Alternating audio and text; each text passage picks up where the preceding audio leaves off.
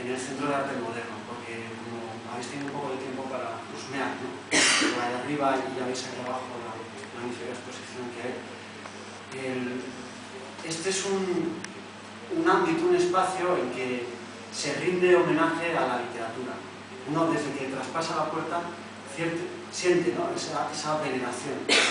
Y ya además se empieza a encontrar también como con las entretelas de lo literario y de objetos, ¿no? De autores.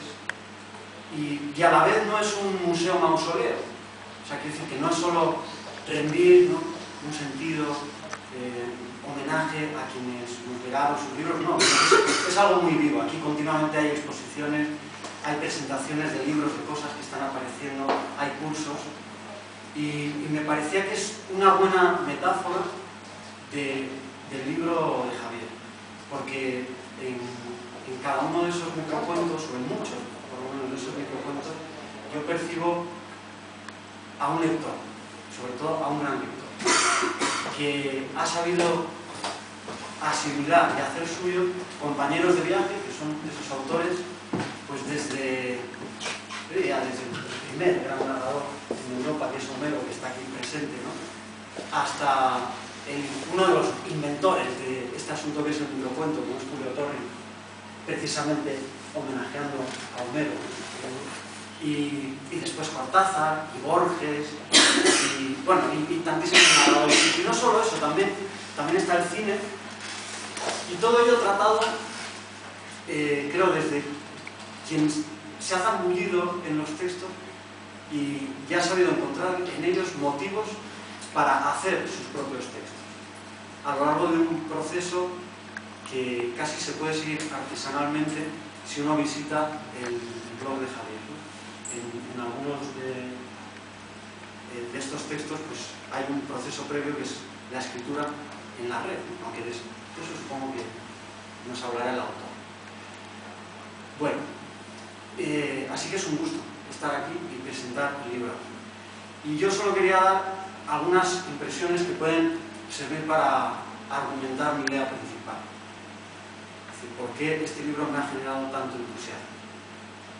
Y creo que me ha generado tanto entusiasmo por algo, en primer lugar, ¿no? Por algo que le da unidad como libro. Es decir, lo primero que pensé es, pues aquí lo que ha hecho Javier ha seleccionado sus mejores microcuentos, los ha pulido, los ha reunido y te los entrega.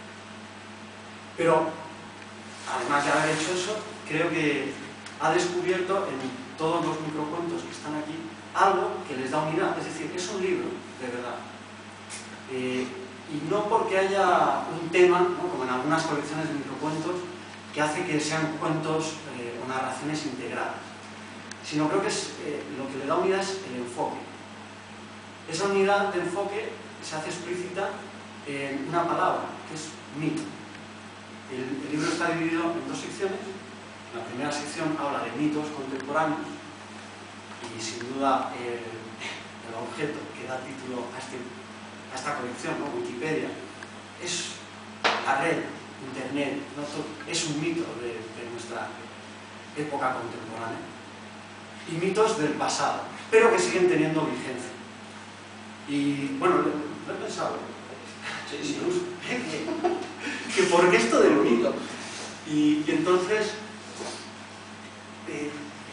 lo que dice Ortega es, digamos, que en todo mito, ya sea cuando hablamos de un relato como mito, una historia mitológica, o en un objeto o en una realidad, como aparece aquí, están las dos cosas, historias mitológicas o de mitos, y están también objetos que son mitificados por nosotros, que reciben una cierta veneración. Ortega decía que el mito apunta hacia algo esencial.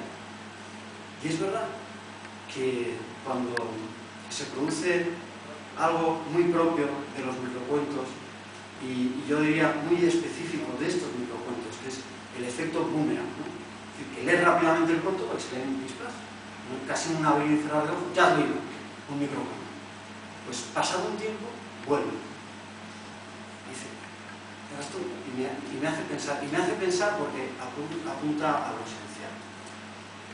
Hay un texto de Amado Nervo que publicó en 1917 que se titula precisamente Brevedad. Y yo creo que Amado Nervo fue uno de los, también de los que lanzó a muchos escritores jóvenes hacia no solo el microcuento, sino la minificción en general. Y ahí cuenta él, recuerda, no sé si es inventado, pero ya sabéis que aquí siempre él lo dice como si fuera una historia muy conocida por todos. Pues yo no la conocía, pero sí tiene sabor oriental. Dice, existía un califa de Bagdad que tenía un consejo de sabios. Era un califa que viajaba muchísimo, ¿no? Y entonces reunió un día al consejo de sabios y, consciente de que su vida tenía un plazo, pues les pidió que reunieran una colección donde se compendiara toda la sabiduría. Bueno, los sabios se reunieron y entonces 9 camellos pusieron toda una biblioteca que era ambulante. Cuando era viajero, pues se movía con su biblioteca ambulante. Pasado un tiempo, no sé si por vagancia, ¿no?, o por poner a prueba a sus sabios, les dijo que 9 camellos que eran mucho para trasladar una biblioteca, que eso era muy molesto, y que entonces a ver si podían reducirlo más. Bueno, entonces los sabios en 10 libros montaron un camello y le dijeron al califa, hemos hecho lo que nos han mandado y aquí está toda la sabiduría que hay en el mundo desde siempre, está condensada. Pues se quedó muy contento. Bueno, después, claro, esto es encadenado. Él les pide un libro, los pobres sudan tinta china, pero al fin hacen un libro que condensa toda la sabiduría. Y finalmente, porque debía ser muy malévolo el tipo este, el califa, les dice que se da cuenta de que en realidad lo que tienen que hacer es, en una sola frase, reunir toda la sabiduría que existe en el mundo. Y que esa frase la va a grabar él en una sortija. Entonces, claro, a este punto del cuento, bueno, hay cosas anecdóticas. Les dice que si no les cortará la cabeza y la colgará. Bueno, pero lo que uno quiere saber es cuál fue la frase que eligieron. Y entonces os voy a leer esto. Antes, pues, de la luna de abril, el lapidario real tenía en su poder la sentencia. Antes de la luna de mayo, con los más finos y bellos caracteres, en la enigmática superficie verde de la gran esmeralda estaba grabada, como por caso, pues que la historia no ha dilucidado aún bien este asunto, la siguiente sentencia fulgurante y eterna. Alá es grande. Ámale sobre todas las cosas y no te fíes de las mujeres. Ese es el cuento que escribió. Bueno, más allá de la broma, a donde me parece que apunta es a la poética que hay detrás del microcuento. Y es una poética que también la tienen explícita en el último microcuento de esta colección, que se llama Síntesis. Y es ir a lo esencial a través de lo mínimo. Creo que es eso. Y otras dos características que me han parecido relevantes de esta colección es que ese ir a lo esencial se hace, sin embargo, desde un planteamiento, y esto caracteriza bien al autor, nada solemne, huye de toda solemnidad. Y además con una escritura que también uno puede encontrar en sus poemarios, una escritura, yo lo diría así, diáfana, casi muchas veces conversacional. Y es el difícil arte, ¿no?, de hacer pues lo complejo sencillo, lo cual no significa simpleza en absoluto. Bueno, y unido a eso, que también da unidad al libro, la diversidad. Es decir, la diversidad de tonos, de matices, de historias, incluso en el proceso de creación, las motivaciones, ¿no?, que llevan a que se despliegue una historia, una semilla de historia. Y en esa variedad de tonos, y por terminar mi intervención, pues para que se vea, hay un microcuento que es que no puedo leer porque si uno no lo ve gráficamente, pues pierde toda su gracia, ¿no?, que es SMS. Entonces, cuando lean ese microcuento, no piensen que Javier Aguinaldo después escribe los mails o los SMS así, pero Sí. Ahora con los WhatsApp estoy fatal. Me escribes muy poco. No, me cuesta. Es que, ¿cómo acaba? Bueno, solo voy a leer el final. No, pero tú que tienes el de adelante, si no, no vale la pena. No lo leo, ¿no? No. Bueno, lo leéis. Pues si no, no lo puedo.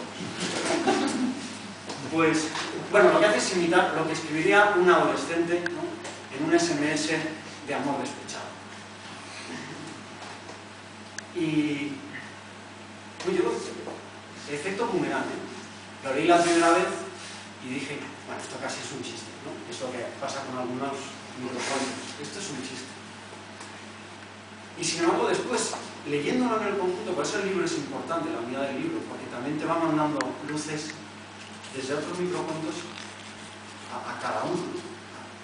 Y o sea, aquí hay, bajo el humor, bajo la sonrisa, porque te ríes, después de ver ese libro, se está anunciando algo que me parece muy característico de nuestra época, y es ese descuido, algo tan esencial, tan fundamental como es el lenguaje y las consecuencias que puede tener eso. Y entonces ya tú empiezas a pensar, pero ese es el efecto boomerang del microcuento. Y junto a eso después tiene otros microcuentos, como este que es uno de mis favoritos, que es la historia del ombligo. Bueno, y con esto termino, lo voy a leer. Que es un microcuento que tiene una, yo diría, belleza casi lírica. Es verdad que los microcuentos, ¿no?, muchas veces se ha dicho que están ahí en el límite, en la frontera, son géneros fronterizos con el poema. Y además, en este caso es la recreación, pero muy personal, ¿no?, de una historia muy antigua. Y yo creo que también se percibe, por lo menos yo lo percibo, otra faceta artística, como degustador de Javier, que es la pintura, el gusto por la pintura. Es que me parece casi un cuadro esta historia del hombre. Al no haber sido engendrada de mujer, nuestros primeros padres, perdón, al no haber sido engendrados de mujer, nuestros primeros padres fueron creados sin ombligo. Durante unos días vivieron en esta feliz ignorancia, hasta que a Eva se le ocurrió llevar a Adán a una charca para celebrar su vida recién estrenada. Estaban los dos chapoteando cuando la mujer atrapó una rana. Extrañada, la examinó despacio y luego se la enseñó a Adán. El hombre, ya por entonces menos observador, la miró a su vez sin entender qué pasaba por la mente de su compañero. ¿Pero no te das cuenta?, le preguntó Eva. Dios nos dijo que éramos únicos, que habíamos sido hechos a su imagen y semejanza. Y ahora mira bien este bicho y verás que tiene un vientre igual que el nuestro. Tú siempre tan obsesionada con la imagen, le dijo Adán. Sin embargo, fueron a quejarse al Creador, llevando a la rana como testimonio documental. Entonces, Yahvé sonrió paternalmente y puso a los dos frente a él. Y extendiendo el dedo índice contra el vientre de cada uno, les dijo, marcando muy bien las sílabas: esto os lo hago porque sois mis predilectos. Y al retirar el dedo, les quedó un extraño agujero. Este es el origen del hombre. Pues muchas gracias, Javier, por esta colección y por invitarme a la presentación de tu libro. Pues muchas gracias a ti, Ángel.